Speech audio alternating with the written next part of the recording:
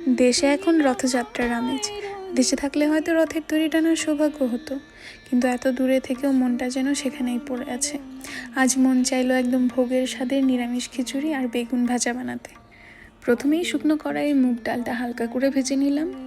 এরপর সব সবজিগুলোতে সামান্য হলুদ আর লবণ মাখিয়ে অল্প তেলে হালকা করে ভেজে আলাদা করে রাখলাম। ভেজে রাখা সবজিগুলোকে ঢেকে হালকা করে ভাপিয়ে নিলাম। এবার কড়াইয়ে তেল গরম করে 5 ফোড়ন আর শুকনো লঙ্কার ফোড়ন দিলাম। তারপর আগে থেকে ধুয়ে রাখা চাল আর ভেজে রাখা মুগ ডাল দিয়ে কিছুক্ষণ নেড়ে নিলাম। এর মধ্যে লবণ, হলুদ, মিষ্টি সস আর আদা বাটা দিয়ে ভালোভাবে কষিয়ে নিলাম। তারপর পরিমাণ মতো গরম পানি দিয়ে মাঝারি আঁচে ফুটতে দিলাম। খিচুড়ির পানি যখন ফুটে উঠলো তখন সবজিগুলো দিয়ে কম আঁচে ধীরে ধীরে রান্না হতে দিলাম। এরই মাঝে আমি বেগুনে হলুদ আর লবণ মেখে বেগুনগুলো সোনালি করে ভেজে নিলাম। অল্প সময়ের মধ্যেই তৈরি হয়ে গেল একদম নরম ঝরঝরে নয়, ভোগের মতো লেটকা খিচুড়ি। চাইলে শেষে 1 চামচ ঘি দিতে পারেন, আমি ঘি খাই না তাই দেইনি।